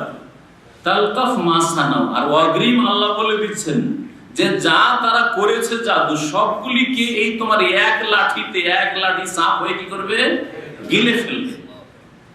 লাকাফা ইয়ালকিফু মানে হচ্ছে বা লাকিফা ইয়ালকাফিকা, তালকাফা থেকে, এর মানে হচ্ছে গিলে নেওয়া, গিলে ফেলবে তোমার এই লাঠি। মা সানাউ, যা কিছু এরা করেছে, যত জাদু এইসব কাজ দেখালো আর জাদুর তাদের যেটা বলা হচ্ছে যে প্রভাব দেখালো, সবকে গিলে ফেলবে। ইন্নামা সানাউ কাইদুস সাহির, নিঃসন্দেহে এরা যা করেছে তা হচ্ছে জাদুকরের কৌশল। জাদুকরের এটা হচ্ছে কৌশল। ওয়ালা ইফলিহুস সাহির হাইসু আতা, আর যেখান থেকে আসুক না কেন, হাইসু আতা, যেখান থেকে আসুক না কেন, জাদুকর কখনো সফল কাম হতে পারে না। এটা আল্লাহ পাকের কোরআনিক কায়দা যে জাদুকর যারা বান মারে, যারা জাদু করে, তারা কখনো সুখ শান্তি পায় না। শেষ পরিণাম খুব খারাপ অবস্থায় ধ্বংস হয়। কারো জাদুতে ধ্বংস হয়, না হলে যে কোনো ভাবে ধ্বংস হয়, ও পায়খানায় গিয়ে মরে, খুব খারাপ অবস্থা দুনিয়াতে হয়, আর আখিরাতে তো আছেই তাদের জন্য আল্লাহ পাক রব্বুল আলামিনের মহাশাস্তি। এটা কোরআনে কারীমের কায়দা যে জাদুকর যতই দাদাগিরি করতে দেখেন, যতই দাপড় দেখেন জাদু, যেখান থেকে আসুক না কেন, যেই রকমই জাদু করুক না কেন, জাদুকর কখনো কি পায় না? কামিয়াব হয় না, সফল কাম হয় না। এই জন্য কখনো জাদুকে ভয় করবেন না। তবে জাদু থেকে প্রতিরক্ষার জন্য অগ্রিম কিছু ব্যবস্থা আছে। সকাল সন্ধ্যার জিকির আজকার, শোয়ার আগের জিকির আজকার, দীর্ঘ সময় নাপাক না থাকা, খুব বেশি রাগান্বিত বদমেজাজ না হওয়া, এইরকম প্রতিরক্ষাগুলি আপনার থাকতে হবে। আমার একটা অনুবাদ আছে, সুন্দর একটা বই, মিশর থেকে লেখা, কোরআন ও হাদিসের আলোকে জাদুর চিকিৎসা। ওতে আপনি পাবেন জাদু যে কোনো সময় মানুষকে অ্যাটাক করতে পারে না হলে ভালো মানুষদেরকে বাঁচতে দিত না। সহিহ আকীদার মানুষদেরকে বিদআতপন্থীরা তো অধিকাংশ জাদু করে, বাঁচতে দিত না। ওয়ালা ইফলিহুস সাহিরু হাইসু আতা, এটা একটি আয়াত জাদুর এলাজের জন্য। কাউকে যদি জাদুর আশঙ্কা থাকে বা জাদু লেগে গিয়ে থাকে, এই আয়াত ওয়ালা ইফলিহুস সাহিরু হাইসু আতা, ইন্নামা সানাউ কাইদু সাহিরিন ওয়ালা ইফলিহুস সাহিরু হাইসু আতা, এটা বারবার করে পড়েন আর নিজের শরীর নিজেই দম করেন, বা অন্যরা যারা করতে পারছেন না তার উপর দম করেন। পানিতে জৈতুন তেলে দম করে দেন, ব্যবহার করুন। এই একটি আয়াত, যে আয়াত দিয়ে জাদুর চিকিৎসা আপনি করতে পারেন। এগুলো হচ্ছে কোরআন সুন্নাহর চিকিৎসা। তবে তাবিজ করা, তাবিজ করা হচ্ছে শিরক। এই আয়াতকে লিখে দেবেন আর তাবিজে ভরে দিবেন, বলছে যে এটা ব্যবহার করুন, না, এটা জায়েজ না, শিরক। ফাউলকিয়া সাহরাতু সুজ্জাদান, যখন সবগুলিকে গিলে ফেলল, জাদুকররা বুঝতে পেরেছে যে নিঃসন্দেহে এটা জাদু না। একটা জাদুতে হাজার হাজার এই জাদুগুলিকে গিলে ফেললো, আর আমাদের চেয়ে বড় জাদুকর এই মিশরে হতে পারে, অসম্ভব কথা। তাহলে নিঃসন্দেহে মুসা যা দেখিয়েছে এটা জাদু নয়, এটা আল্লাহ প্রদত্ত, আল্লাহর পক্ষ থেকে। সুতরাং এর সামনে আর বাড়াবাড়ি করা যাবে না। এখন মেনে নেওয়াতে সার্বিক কল্যাণ আছে। এখন মুসাকে মেনে নেওয়া, হারুনকে মেনে নেওয়া, মুসার রবকে মেনে নেওয়া, ঈমান নিয়ে আসে, আমাদের দুনিয়া আখিরাতের কল্যাণ আছে। ফিরআউনকে ছাড়ো। সুবহানাল্লাহ। আল্লাহ পাক কি করতে পারেন? সকালবেলা যারা ছিল শত্রু, সন্ধ্যা হওয়ার আগে আগে তারা মুসা আলাইহিস সালাম কি হয়ে গেছে? মিত্র, দোস্ত, বন্ধু হয়ে গেছে। সকালবেলা যারা ছিল কাফের, জাদুকর, কুফরিকার, বড় কাফের, ওরা সন্ধ্যাবেলা শুধু মুসলিম মুমিন হয়নি, শহীদ হয়েছে, শাহাদাতের মর্যাদা পেয়েছে। তাফসীর কারণ এই বিষয়গুলো উল্লেখ করেছেন যে আল্লাহ পাক রব্বুল আলামিন ইচ্ছা করলে কত দ্রুত মানুষের মধ্যে পরিবর্তন নিয়ে আসতে পারে। অন্তরের মালিক আল্লাহ পাক। এই জন্য নবী করিম সাল্লাল্লাহু আলাইহি ওয়াসাল্লাম খুব বেশি ইউকসিরা ইয়াকুল, বেশি বেশি দোয়া করতেন, আল্লাহুম্মা মুকাল্লিবাল কুলুব সাব্বিত কলবি আলা দীনিক। আল্লাহ তুমি অন্তরের আবর্তন বিবর্তনকারী, পরিবর্তনকারী, সুতরাং সাব্বিত কলবি আলা দীনিক, আমার হৃদয়টাকে, আমার অন্তরটাকে তোমার দ্বীনের উপর সুপ্রতিষ্ঠিত রাখো। ফাউলকিয়া সাহরাতু সুজ্জাদা, সেই সময় যত জাদুকররা ছিল, সাহিরের বহুবচন সাহারা, জাদুকররা সেজদায় লুটিয়ে পড়ল, সেজদায় অবনত হয়ে গেল। কালু, আর এই কথা বলতে লাগলো, আমান্না বিরব্বি হারুন ওয়া মুসা, হারুন আর মুসার রবের প্রতি ঈমান নিয়ে এসেছে। কেন হারুন মুসার রবের কথা বললেন জাদুকররা? যদি বলতেন যে আমান্না বিরব্বিনা, আমাদের রবের প্রতি ঈমান নিয়ে এসেছি, তো হইতো না? হইতো না? হইতো না। কেন হইতো না? কারণ তাদের রবের দাবিদার ফেরাউন, আর তারাও ধারণা করতো যে আমাদের অধিপতি, লালন পালন কর্তা এই হচ্ছে ফেরাউন। ফেরাউন তো বলতো আনা রাব্বুকুমুল আলা মা আলিমতু লাকুম মিন ইলাহিন গায়রি, হাযিহিল আনহারু তাজরি মিন তাহতি, এই নহরগুলি প্রবাহিত আমি করেছি, চাষাবাদের সুব্যবস্থা আমি দিয়েছি, খাদ্যের ব্যবস্থা, খাদ্য সরবরাহ আমি করছি, তাহলে আমি ছাড়া তোমাদের রব আছে কোথায়? তারও ধারণা ছিল, আর লোকেরা ভাবতে আমাদের রবকে ফেরাও, সেজন্য আমাদের রবের প্রতি ঈমান নিয়ে এসেছি বললে ঈমান হইতো না। এমন কথা বলতে হবে স্পষ্ট হয়ে যায় যে কোন রবের প্রতি ঈমান নিয়ে এসেছে, আর তিনি হচ্ছেন মুসা এবং হারুন আলাইহিস সালামের রব, আল্লাহ পাক রব্বুল আলামিন, তিনি সকলের রব। ফেরাউন তো পেরেশান, খালাও এখন কিছু এটা করতে হবে। যখন কোনো কিছুতে তদবির হলো না, এখন বল প্রয়োগ করা, জালেমদের, ভ্রান্তদের, গোমরা পথভ্রষ্টদের চরিত্র হচ্ছে এইরকম। যখন আপনাকে এদিক সেদিক করে কোন রকম ঠেকাতে পারলো না, তখন বল প্রয়োগ করা শুরু করে। আজকাল বেশ কিছু বিদাতিরা বাংলাদেশে এখন থানার আশ্রয় নিয়েছে, থানায় গিয়ে কেস করছে। এরা এসে এলাকায় বিভ্রান্তি ছড়াচ্ছে, এরা হচ্ছে অমুকের অনুসারী, এরা হচ্ছে সন্ত্রাসী, এসব মিথ্যা কথা। আল্লাহর লানত কাযিবিনদের উপর, কোরআনের ভাষায় লানাতুল্লাহি আলাল কাযিবিন, মিথ্যুকদের আল্লাহ পাকের লানত হোক। এইভাবে তারা কেস করে হয়রান করার চেষ্টা করছে সহিহ আকীদার ভাই বোনদেরকে। কেন পেরেশান হয়ে গেছেন না? এদেরকে আর থামা গেল না। এখন তো গেল সব, যা পূর্বপুরুষ থেকে নিয়ে মানুষের তৈরি করা শিরক বিদআতের ধর্ম নিয়ে বসে আছে, তা তো গেল, মাজার তো গেল, কীর্তন্ত্র তো গেল, আর মযহাবের অন্তর্দখল তো গেল, যা আমরা নিজেরাই ফরজ করে ফেলেছি, আল্লাহ ফরজ করেন নাই। বেশ কিছু ঘটনা এখন নতুন নতুন হচ্ছে এরকম। আর আলহামদুলিল্লাহ এক থানায়, আমরা তারিখ প্রতিবাদ করেছেন, এক থানাতে আলহামদুলিল্লাহ আমার সহিহ আকীদার বাইরে জিতেছে, কোর্টে আদালতে সহিহ আকীদার বাইরে জিতেছে। না, মানুষের ধর্মীয় স্বাধীনতা দিতে হবে, সুতরাং কেউ রফেদের করে আমি যদি বলে নামাজ পড়তে দেবেন না, এটা চলবে না। ওদেরকে যদি নামাজ পড়তে না দেন, ওদের চরম ক্ষতি হবে, সুতরাং তাদের ব্যক্তি স্বাধীনতা দিতে হবে ইবাদত বন্দেগীর ক্ষেত্রে। তোমরা তোমাদের মতো নামাজ পড়ো, ওরা ওদের মতো নামাজ পড়ো। আলহামদুলিল্লাহ। তো বাতিলপন্থীরা এইসব কোর্টের আশ্রয় নিয়েও সেখানে কেউ সফল কাম হতে পারছে না। ফেরাউন বলা শুরু করলো, আমানতুম লাহু, এ মূসার প্রতি তোমরা ঈমান নিয়ে আসলে, কাবলা না জানা লাকুম, অথচ তোমাদেরকে এখনো আমি অনুমতি দিইনি, আমার কাছ থেকে অনুমতি নেওয়ার পূর্বেই তোমরা ঈমান নিয়ে আসলে। তার মানে যদি ঈমান নিয়ে আসতে হয় তো আমার পারমিশন লাগবে, আমার পারমিশন ছাড়া মিশরে বাস করবে, আর কিভাবে ঈমান নিয়ে আসলেন? তাহলে ব্যাপার অন্যরকম আছে। ইন্নাহু লাকাবীরুকুম আল্লাযী আল্লামাকুমুস সিহর, এই তোমাদের গুরু, লাকাবীরুকুম তোমাদের গুরু, তোমাদের প্রধান, আল্লাযী আল্লামাকুমুস সিহর, যে তোমাদেরকে জাদু শিখিয়েছে। তাহলে তোমাদের ওস্তাদ আসলে মুসা না? হ্যাঁ, ওস্তাদেরকে আর নিমক হারামি করো, সেই জন্য আমার সাথ দিলে না, এখন ওর প্রতি ঈমান নিয়ে আসলে। এই কথাটি বিশ্বাস করে বলেছিল না, আসলে বিশ্বাস ছিল না বলছিল, কোনো বিশ্বাস ছিল না। ফেরাউন ভালো করে জানছিল যে এই জাদুকররা কখনো মুসার কাছে যায়নি, অনেকের দেখায় হয়নি, তো মুসা কখন জাদু শিখল?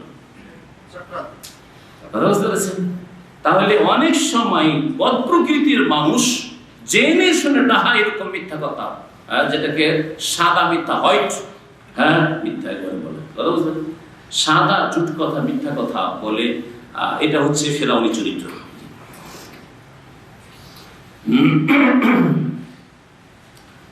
আল্লাহ পাক রব্বুল আলামিন ইরশাদ করছেন ফেরাউন সম্পর্কে কি বলল, ইন্নাহু লাকাবীরুকুম আল্লাযী আল্লামাকুমুস সিহর, এই তোমাদের মুরব্বী না, এই তোমাদের গুরু যে তোমাদেরকে জাদু শিখিয়েছে, তাই তার প্রতি ঈমান নিয়ে আসলে আচ্ছা থামো। ফালাউ কাতিয়ান্না আইদিয়াকুম ওয়া আরজুলাকুম মিন খিলাফ, সুতরাং অবশ্যই অবশ্যই তোমাদের হাতগুলিকে পাগুলিকে উল্টো করে কেটে দেব। ডান হাত যদি হয় তো বাম পা, হ্যাঁ, আর যদি বাম হাত হয় তাহলে ডান পা। এটা হচ্ছে মিন খিলাফ, এইভাবে কাটবে, একটা হাত একটা পা এইভাবে কেটে দেবো আর চিরতরে তোমাদের শিখিয়ে দেবো। শুধু তাই নয়, ওয়ালা মুসাল্লিবান্নাকুম ফি জুযুইন নাখল, আর তারপর অবশ্যই অবশ্যই তোমাদেরকে খেজুর গাছে শুলে চড়াবো, খেজুর গাছে ঝুলিয়ে দিয়ে শুলে চড়াবো। সালাবা ইসলাম মানে শুলে চড়ানো, যেন সালিম বলা হয়, এই যে শুলি যে খ্রিস্টানরা এর পূজা করে। ওয়ালা তা'লামুন, আর অবশ্যই তোমরা জানতে পারবে, বুঝতে পারবে, আইয়ুনা আশাদ্দু আযাবান ওয়া আবকা, কে আমাদের মধ্যে সবচেয়ে কঠোর শাস্তি দিতে পারে আর কার শাস্তি বেশি স্থায়ী। এমন শাস্তি দেব না যে এরকম শাস্তি জীবনে শোনোনি যে কারো হয়েছে। বল প্রয়োগ করা, এটা হচ্ছে সমস্ত বাতিল শক্তির শেষ অস্ত্র। নবী করিম সাল্লাল্লাহু আলাইহি ওয়াসাল্লামের সাথে এটাই করেছে, প্রলোভন দিয়েছে। হ্যাঁ, প্রথম ঠাট্টা বিদ্রুপ করেছে, মজা করেছে, তাতে হয়নি, হেও প্রতিপন্ন করেছে, এই পাগল পাগল। আপনাদের এরকম গ্রামে গেলে প্রথম একজন দুজন পাগল পাগল, যে পাগল পাগল করে হইল না, তাহলে বলবে যে না তোমারটাও ঠিক আমাদেরটাও ঠিক, তাহলে আমরা বেশি সংখ্যা গরিষ্ঠ, মেজরিটি বেশি, না আমাদের বেশি ভালো। হ্যাঁ, সমঝোতা কিছু একটা, বুঝতে পেরেছেন? তাতেও যদি না হয় তাহলে তখন এই আরব কুরাইশরা নবী সাল্লাল্লাহু আলাইহি সাল্লামের প্রাণ নাশের চেষ্টা করেছিল। হ্যাঁ, আর এই ফেরাউন যা করেছিল এটা হচ্ছে বাতিলপন্থীদের চরিত্র, যুগে যুগে যে কোনো বাতিলপন্থী।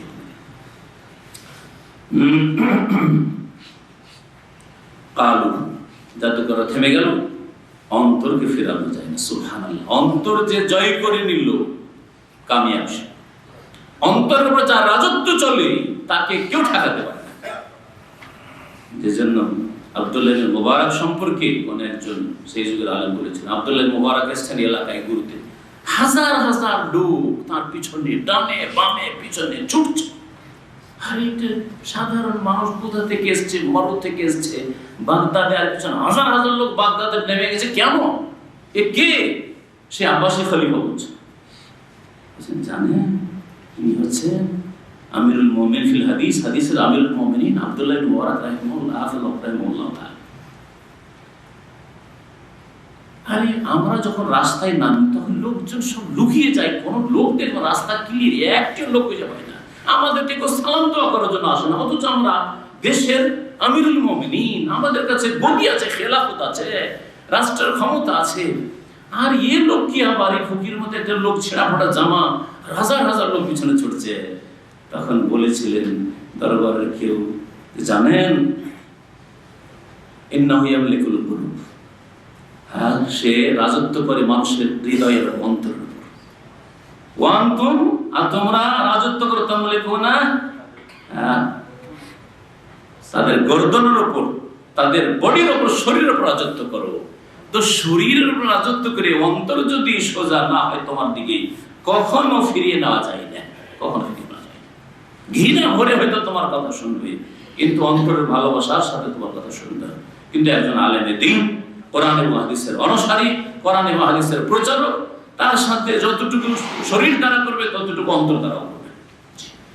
শরীর দ্বারা যদি সম্ভব না হয়, মেহনত পরিশ্রম দ্বারা সম্ভব না হয়, তো অন্তর দিয়ে অবশ্যই যে যেখানে থাকুক না কেন অবশ্যই মহব্বত করবে এবং অন্তর থেকে দোয়া বেরোবে। এই হচ্ছে ঈমানি বন্ধন আল্লাহ রাব্বুল আলামিন যুগে যুগে মুমিনদেরকে দান করেছেন। তো ফেরাউন মানুষের বডির উপর রাজত্ব করত, আর মূসা আলাইহিস সালামের রাজত্ব মানুষের জাদুকরদের অন্তরের উপর চলে আসে, জয় হয়ে গেলেন।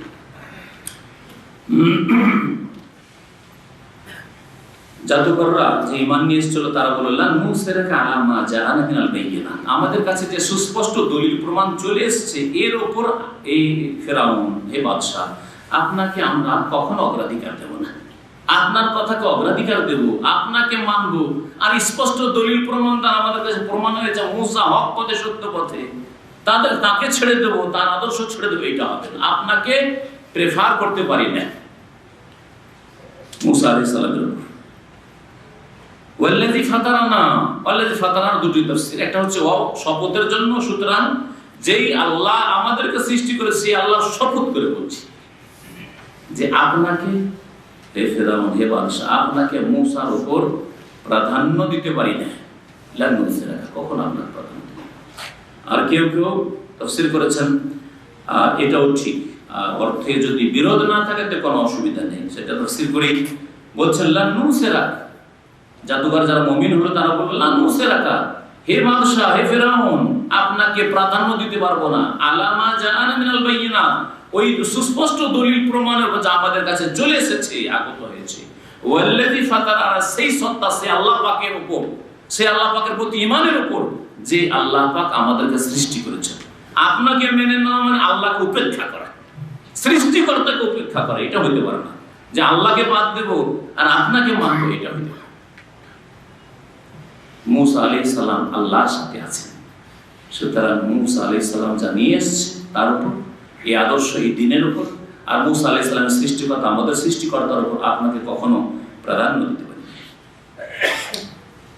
আপনি আমাদেরকে জবাই করবেন, চুলে চড়াবেন, হাত পা কাটবেন, ফাকদে মা আনতা কাদ, আপনার যা সিদ্ধান্ত করে ফেলুন। ফাকদে মা আনতা কাদ এরকমই যে ফাসনা মাতা, যা মনে লাগে আপনি করেন। কি করবেন আপনি? দুনিয়াই তো করবেন, আর কি করে নেবেন? দুনিয়া খারাপ করবেন, আপনার দিন খারাপ।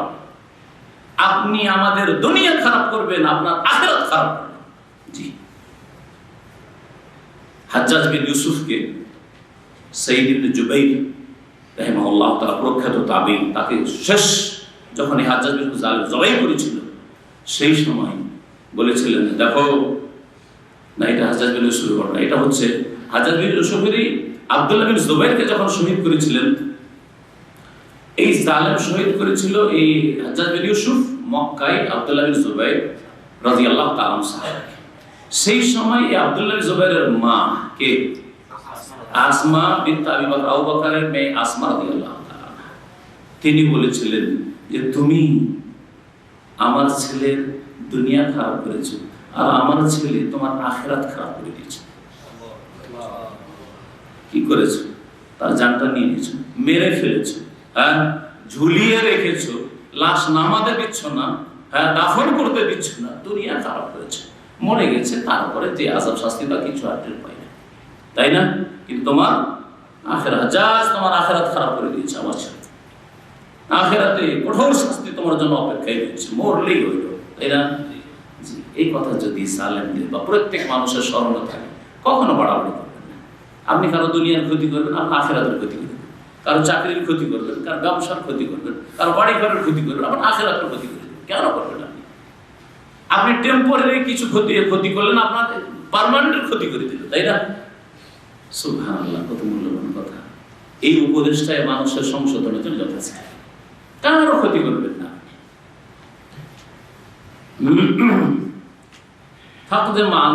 সুতরাং তোমার যা করার তুমি করো, ইন্নামা তাকদি হাযিহিল হায়াতাদ দুনিয়া, তুমি তোমার চূড়ান্ত ফয়সালা করতে পারো এই পার্থিব জগৎ, দুনিয়ায় যা করার তুমি করতে পারো, মরে গেলে কিছু করতে পারবে না। আমরা কিছু করবো, মেরে ফেলবে, তারপর আর কি করবো? কিছু করতে পারবে না। আখিরাত খারাপ আমাদের করতে পারবে না। জান্নাত ইনশাআল্লাহ তাআলা দিনের উপর আছে, সত্য দিন পেয়ে গেছি। ইন্না আমান্না বিরাব্বিনা, নিঃসন্দেহে আমরা ঈমান নিয়েছি আমাদের রবের উপর, লিয়াগফির লানা খাতায়ানা, যাতে করে আল্লাহ পাক আমাদের ভুল ভ্রান্তি গুনাহগুলি মাফ করে দেন। ওমা আকরাহতানা আলাইহি মিনাস সিহর, আর জাদু করতে যে তুমি বাধ্য করেছো তাও যেন আল্লাহ আমাদের মাফ করে দেন। আল্লাহর কাছে গুনাহ মার্জনা কামনা করা আর তওবা করা করুন। ওয়াল্লাহু খায়রু ওয়া আবকা, আর আল্লাহ পাক সর্বোৎকৃষ্ট, ওয়া আবকা, এবং আল্লাহ পাক রব্বুল আলামিন হচ্ছেন স্থায়ী। তোমার আযাব স্থায়ী নয়, হ্যাঁ, তোমার আযাব সবচেয়ে প্রবল শক্ত নয়, বরং আল্লাহ পাক সবচেয়ে শ্রেষ্ঠ। আর আল্লাহ পাক রব্বুল আলামিন সব সময় আছেন, থাকবেন। সুতরাং আল্লাহকে ভয় করো। আমাদের প্রাণ নাশ করবে তাতে আমাদের যায় আসে না, ইন্নাহু মান ইয়াতি রাব্বাহু মুজরিমান, শুনে রাখো যে ব্যক্তি তার রবের সাথে সাক্ষাৎ করবে, রবের কাছে আসবে অপরাধী হয়ে, মুজরিম অপরাধ অন্যায়কারী হয়ে, ফাইন্না লাহু জাহান্নাম, তার জন্য জাহান্নাম অপেক্ষায় রয়েছে। লা ইয়ামুতু ফিহা ওয়া লা ইয়াহইয়া, সেই জাহান্নামে না মরণ হবে না বেঁচে থাকবে। এমন কথা, মরণ হবে না বুঝলাম, জাহান্নামে যাওয়ার পরে মওতের আকাঙ্ক্ষা করে মওত আসবে না, কিন্তু ওয়ালা ইয়াহিয়া, আর প্রাণও থাকবে না। তো প্রাণ না থাকলে কষ্ট পাবে নাকি? হ্যাঁ, কি অর্থ তাহলে আয়াতের? এই আয়াত শুধু এখানে না, আরো কয়েক জায়গায় আম্মাপারাতেও আছে। হ্যাঁ, লা ইয়ামুতু ফিহা ওয়ালা ইয়াহিয়া, জাহান্নামে গিয়ে না মরবে না বাঁচবে। হ্যাঁ,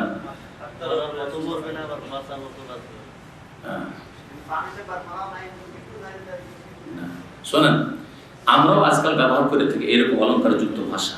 যদি খুব কষ্টে থাকেন, বলছে ভাই যা না মরেছি না বেঁচে আছি, বলছেন না, খুব কষ্টে আছে, খুব কষ্টে আছে, শান্তি নেই, বলছে ভাই না মরেছি না বেঁচে আছি, এই অবস্থায় আছে। তার মানে কি এই জীবন বেঁচে থাকার জীবন নয়, শান্তি নেই। লা ইয়ামুতু ফিহা ওয়া লা ইয়াহইয়া, ওখানে হায়াত থাকবে কিন্তু শান্তির হায়াত নেই। সেই হায়াত হচ্ছে আযাব, শাস্তির হায়াত, নিকৃষ্ট জীবন। জাহান্নামের জীবন হচ্ছে নিকৃষ্ট জীবন এবং কষ্টের জীবন। ওয়ামাইয়াতিহি মুমিনান, পক্ষান্তরে যেই ব্যক্তি আল্লাহর কাছে আগমন করবে মুমিন হয়ে, ইমানদার হয়ে, শুধু ইমান যথেষ্ট, বিশ্বাস করে যথেষ্ট, ইমানের দাবি করা, কালিমা পড়াই যথেষ্ট না। আল্লাহ বলেন কাদ আমিলাস সালিহাত, ইমানদার হয়ে আসবে আর সৎ কাজ গুলিও করেছে। আল্লাহ এক বছর শুধু বলেন সালিহাত, তাহলে অনেক নেক আমল আছে। মুসলিম হওয়ার পরে 5 ওয়াক্ত সালাত আদায় করা, যাকাত দেওয়া, রোজা রাখা, হজ করা, উমরা করা, পর্দা করা, হালাল রুজি খাওয়া, হারাম থেকে বেঁচে থাকা, সালিহাত, বহু সালিহাত রয়েছে। তাহলে ঈমান অবস্থায় যারা নেক আমলগুলি করবে, ফাউলাইকা লাহুমুদ দারাজাতুল উলা, তাদের জন্যই রয়েছে সুউচ্চ মর্যাদা। সুউচ্চ মর্যাদা আল্লাহ পাকের কাছে রয়েছে। জান্নাত আদম, তা হচ্ছে স্থায়ী জান্নাত সমূহ, তাজরি মিন তাহতিহাল আনহার, যার নিম্ন দেশে নহর সমূহ প্রবাহিত হবে, খালিদিনা ফিহা, সেখানে চিরকাল বসবাস করবে। ওয়া যালিকা জাযাউ মান তাযাক্কা, আর এই হচ্ছে বদলা প্রতিদান ওই সব লোকেদের জন্য যারা নিজের আকীদা আমলকে পাক পবিত্র করল, আখলাক চরিত্রকে পাক পবিত্র করল, যারা আত্মার পরিশুদ্ধি করল, নিজেদেরকে গুনাহ থেকে পাক পবিত্র রাখলো। ওয়ালাকাদ ওয়াহাইনা ইলা মূসা, এখান থেকে আল্লাহ পাক রব্বুল আলামিন মূসা আলাইহিস সালামের জীবনের আর একটা ঘটনা শুরু করেছেন। লড়াই জাদুর সাথে মুজিজার হইল, আর মুজিজার বিজয় লাভ হইল, হ্যাঁ তাই না?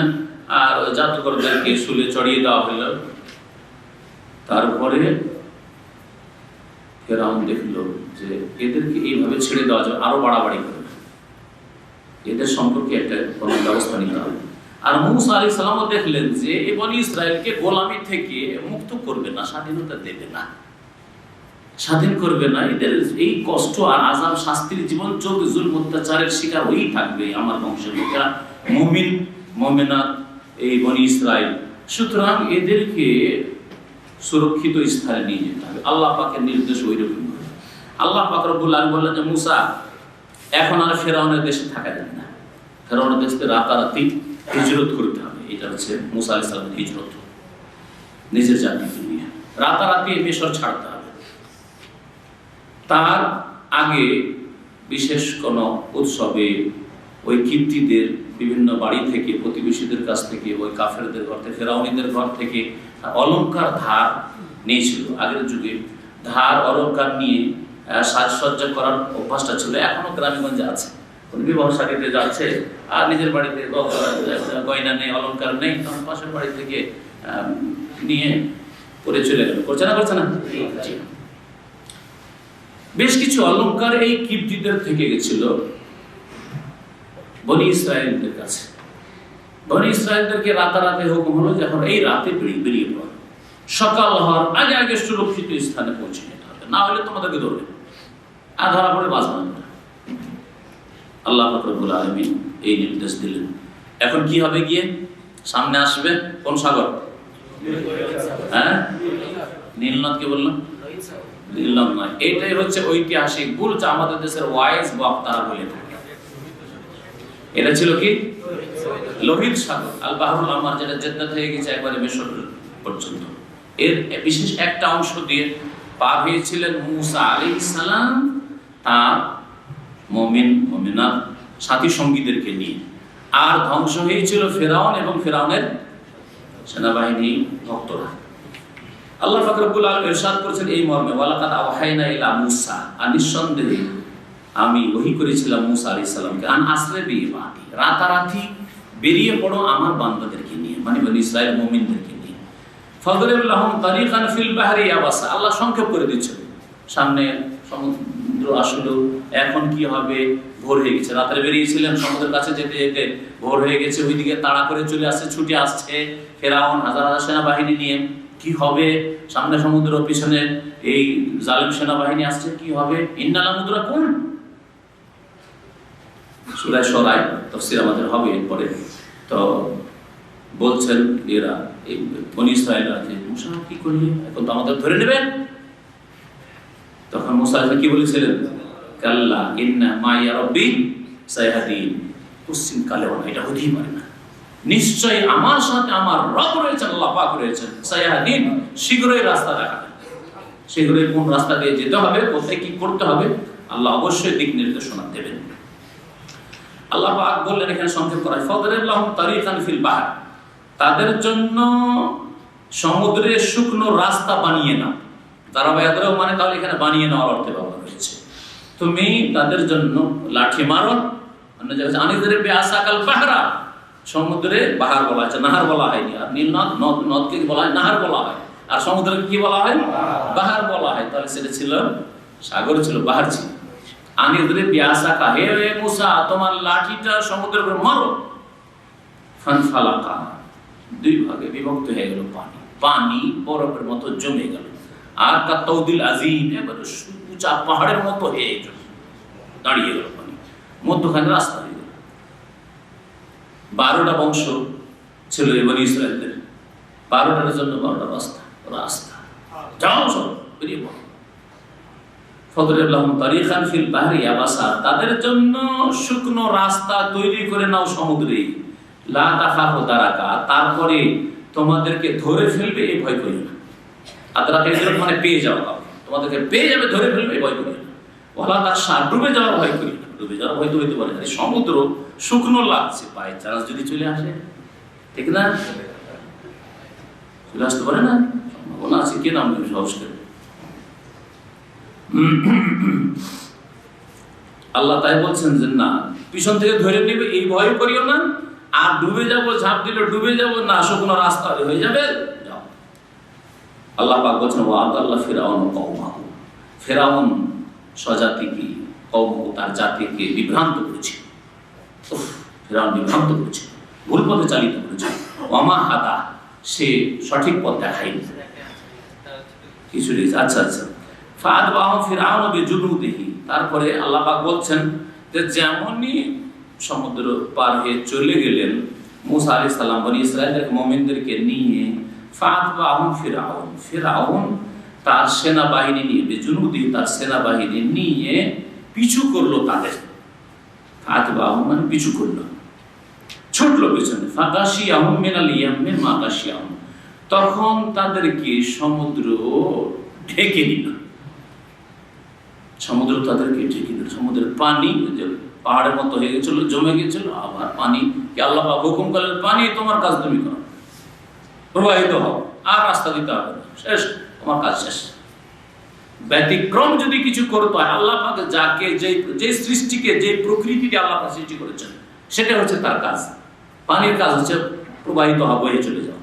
আগুনের কাজ হচ্ছে পুড়িয়ে দেওয়া, জ্বালিয়ে দেওয়া, ঠিক না? ব্যতিক্রম যদি করতে হয়, আল্লাহ পাককে স্পেশাল নির্দেশ দিতে হবে। আল্লাহ পাক স্পেশাল নির্দেশ যতক্ষণ দিয়েছিলেন ততক্ষণ পানি থেমেছিল, তারপরে আপন গতিতে চলতে শুরু করলেন। আগুনের কাজ হচ্ছে জ্বালিয়ে দেওয়া। যদি আল্লাহ স্পেশাল হুকুম না করতেন, সেই আগুনে ইব্রাহিম আলাইহিস সালাম জ্বলে যেতেন, আগুন জ্বালিয়ে দিত। আগুন নবী রাসূল চেনেন, যেমন পিপি লেখা সাপ বিচ্ছু, লা ইয়ারিফু রাসূলান ওয়ালা নবিয়্যান, একটা হাদিস আছে, নবী সাল্লাল্লাহু আলাইহি ওয়াসাল্লাম বলছে এই এমন জাহাজ যে নবী চিনে না রসুল চিনে, কিচ্ছু চিনে না। চিনবে? সাফ সুতরা না পরে যারা মুসলিম মানুষ আলেমের দিন চিনবে নাকি? আগুন চিনবে যে আলেমের দিনে যাও। আল্লাহ পাক রব্বুল আলামিন ইরশাদ করেছেন, কি বলছিলাম, ফাগাশিয়াহুম মিনাল ইয়াম, সমুদ্র তাদের উপর চড়াও করলো। গাশিয়া মানে ঢেকে নেওয়া, এটা হচ্ছে আচ্ছাদিত করা, ঢেকে নেওয়া, এটা শাব্দিক অর্থ করলো প্রথম। হ্যাঁ, ঢেকে নিল মানে চড়াও করলো সমুদ্র এমন ভাবে যে মা গাশিয়া, যে তার সমুদ্র কি করলো, তাদেরকে ডুবিয়েই মারলো। তাহলে প্রথম গাশিয়া মানে চড়াও করলো, আর দ্বিতীয় গাশিয়া বলেন যে কি করলো, ডুবিয়ে মারলো, ডুবিয়ে দিল। ওয়াত আল্লাহ ফিরাউন, ডুবে গেল, নিজেও ডুবলো, ফেরাউন জাতিকেও ডুবালো, ধ্বংস করলো। তাই আল্লাহ বলছেন ওয়াত আল্লাহ ফিরাউন কওম, ফিরাউন নিজ জাতিকে বিভ্রান্ত করেছিল, কল্যাণ করেনি। ওমা হাতা, আর সঠিক পথ দেখায়নি, ভালো পথে চালায়নি। ইয়া বানি ইসরাইল, এখন বনি ইসরাইলরা খোলা ময়দানে আরাম স্বাধীন জিন্দেগি, তাই না? স্বাধীন এলাকা, কেউ কোনো জালেম নেই, এখানে কোনো দুশ্মন নেই, চলে গেছে। আল্লাহ পাক রব্বুল আলামিন খোলা মাঠে, বাড়ি নেই, ঘর নেই। তখন আল্লাহ পাক কি করলেন, ওয়াজাল্লাল্লাহু আলাইহিমুল গামামা, বনি ইসরাইলকে আল্লাহ কত সম্মান দিয়েছিলেন যে তাদের জন্য মেঘমালা দিয়ে ছায়া ঘর বানিয়ে দিলেন। আল্লাহ তো লাগে না। ওয়া আনজালনা আলাইকুল মান্না ওয়াস সালওয়া, খাবার লাগবে, শুধু আরামের ঘরে, এসির ঘরে থাকলে হবে? এসির ঘরে যদি নিয়ে এসে কফিল রেখে দেয় আর খাবার না দেয়, হ্যাঁ? বাঙালি মানুষ রুটির খাবার দিয়ে, জান না যে বাঙালির ভাত লাগে তিনবার, রুটির খাবার দিয়েছে। এখানকার ঘটনা দেশাই বলছে, রুটির খাবার দিয়ে পাকিস্তানি সাথে রেখেছে, ও দুবার তিনবার রুটি খাওয়াচ্ছে। এসে জিজ্ঞেস করে, খেয়েছো? সন্দেহ হয়ে যায় বাঙালি পাকিস্তানের উপরে, যে পাকিস্তানি খেতে দিচ্ছে না, বদমাইশি করছে। পুরাতন লোক অনেক সময় বদমাইশি করে তাড়াবার জন্য, খেতে দিচ্ছে না হয়তো। খাবার আকেল ফি, রুটি খাচ্ছে, আকেল নয়, ওটা হচ্ছে নাস্তা।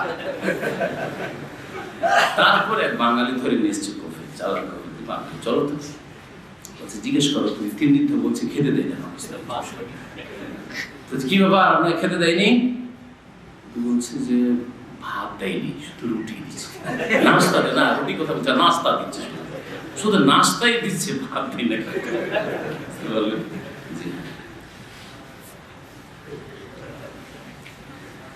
তো খাবার লাগবে, তাহলে শুধু এসির ঘরে দিয়ে দিলে হবে না, খাবার লাগবে। তো আল্লাহ পাক রব্বুল আলামিন সেই যুগে বনি ইসরাইলদের জন্য মেঘমালার এসির ব্যবস্থা করে দিয়েছেন। ঠান্ডা মৌসুম, খাবার লাগবে। আল্লাহ বলছেন যে মান্না সালওয়া দিলাম। এখানকার আয়াত পড়ে, অন্য জায়গার আয়াত না পড়ে, কারণ সময় বেশি লেগে যাচ্ছে। এই আয়াতগুলি একাধিক জায়গায় আছে। ইয়া বানি ইসরাইল, আল্লাহ পাক সেই অনুগ্রহের কথা উল্লেখ করেছেন। হে বানি ইসরাইল, কাদ আনজাইনাকুম মিন আদুবিকুম, তোমাদের কত আমার ইহসান অনুগ্রহ দেখো তো, তোমাদেরকে তোমাদের শত্রু কবল থেকে মুক্তি দিলাম, রেহাই দিলাম, বাঁচাইলাম। দেখো, শত্রুকে ধ্বংস করলাম। আর ধ্বংসের দিনটা কি ছিল? হ্যাঁ, কোন দিনে, কোন মাসে? মুহররম মাসের 10 তারিখে, আশুরা। হ্যাঁ, যেই দিন আমরা এই শুকরানায় রোজা রেখে থাকি। নবী করিম সাল্লাল্লাহু আলাইহি ওয়াসাল্লাম রোজা রেখেছেন, তার আগে মুসা আলাইহিস সালাম রোজা রেখেছেন, তাই না? জি। তো হে বনি ইসরাইল, তোমাদেরকে তোমাদের শত্রুর কবল থেকে রক্ষা করলাম। ওয়া আদনাকুম জানিবাত তুরিল আইমান, আর তোমাদেরকে আমার কিতাব, আসমানি সিলেবাস দেওয়ার জন্য তুর পাহাড়ের ডান দিকে প্রতিশ্রুতি দিলাম যে আসো, তোমাদের কিছু প্রতিনিধি মুসা আলাইহিস সালামের সাথে আসুন, আর আসার পরে আমার কাছ থেকে মুসা আলাইহিস সালাম তাওরাত নিয়ে যাবে, সেই তাওরাত মোতাবেক তোমরা জীবন যাপন করবে।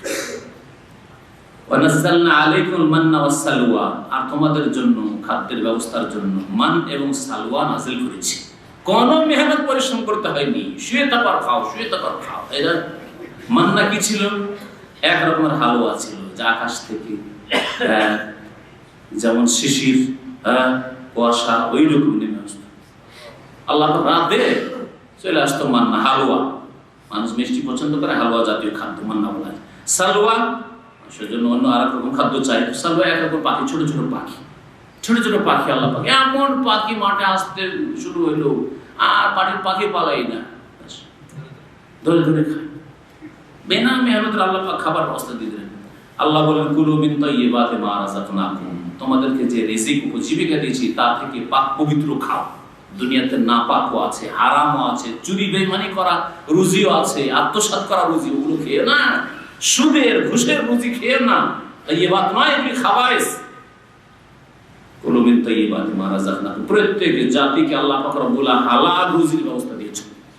যে বিড়ি সিগারেটের ব্যবসা করছে, বিড়ি সিগারেট কোম্পানি অথবা ছোট বাগানায় বিড়ি রেখে মনে করছে আর সিগারেট রেখে মনে করছে যে এতে আমার ব্যবসা, জর্দার ব্যবসা করছে, তামাকের ব্যবসা করছে, যারা মদের ব্যবসা করছে তাদের জন্য আল্লাহ পাক তাইয়্যিবাত রেখেছেন, কিন্তু তাইয়্যিবাত ছেড়ে দিয়ে তারা হারাম রিজিক অবলম্বন করেছে। এইরকমই যারা হারাম পেশা করছেন, হারাম পেশা ছেড়ে দেন, আল্লাহ আপনাকে না খেয়ে মারবেন না। আল্লাহর আস্থা করেন আর মেহনত করেন, আল্লাহ পাক অবশ্যই আপনাকে রুজি দেবেন। আল্লাহ পাক রব্বুল বলছেন যে তোমরা তোমাদেরকে যে পাক পবিত্র রিজিক দিয়েছি তা থেকে ভক্ষণ করো, ওয়ালা তাতগাউ ফিহি, এতে বাড়াবাড়ি করিও না, সীমা লঙ্ঘন করিও না। সীমা লঙ্ঘন এদেরকে বনি ইসরাইলকে বলা হয়েছিল, প্রয়োজন তোমার দুটো পাখি আর 10টা জবাই করে কেটে রেখে দিলে, আর খেতে পারলে না পচে সরে গেল ফেলে দিলে, এরকম কাজ করে না। হালুয়া এতটা হলে এতটা পেয়েছি, ফ্রির মাহফিল আজকাল এমন করে মানুষ, ফ্রির ভাত পেয়েছে নিয়ে এসে রেখে দিল, যা খেলো, তারপরে বাকিটা ফেলে দিল। পাশের লোকদেরকে দিয়ে দিতে পারতেন, গরিবদেরকে দিয়ে দিতে পারতেন। ওয়ালা তাতগাউ ফিহি, এটা সীমা লঙ্ঘন, তাহলে আর রুজির বরকত চলে যাবে, রুজির বরকত চলে যাবে। ওয়ালা তাতগাউ ফিহি ফায়াহিল্লা আলাইকুম গাযাবি, যদি এরকম করো তাহলে আমার ক্রোধ, আমার গজব তোমাদের উপর অবধারিত হয়ে যাবে। ওমান ইয়াহলিল আলাইহি গাযাবি, আর আমার গজব, আমার ক্রোধ যার উপর অবধারিত হয়ে যায়, ফাকাদ হাওয়া, তার সর্বনাশ হয়ে যায়, সে ধ্বংস হয়ে যায়। হাওয়া ইয়াহিল মানে নিচে নেমে যাওয়া, ধ্বংস হয়ে যায়। ওয়া ইন্নী লাগাফফারুল লিমান তাবা, আর আমি অবশ্যই মার্জনাকারী ওই সব লোকদেরকে যে তওবা করে বা যারা তওবা করে আর ঈমান নিয়ে আসে, নেক আমল করে, সুম্মা তাদা, অতঃপর হেদায়েতের উপর অটল থাকে, হেদায়েতের উপর যারা অটল থাকে। এখানে আমাদের তাফসীর শেষ করছি, সময় শেষের দিকে। আল্লাহ পাক রব্বুল আলামিন যেন আমাদের কোরআন বোঝার তৌফিক দান করেন আর কোরআন কারীমের প্রতি আমল করার তৌফিক দান করেন। সাল্লাল্লাহু আলা নবিয়িনা মুহাম্মদ ওয়া আলা আলিহি ওয়া সাহবিহি।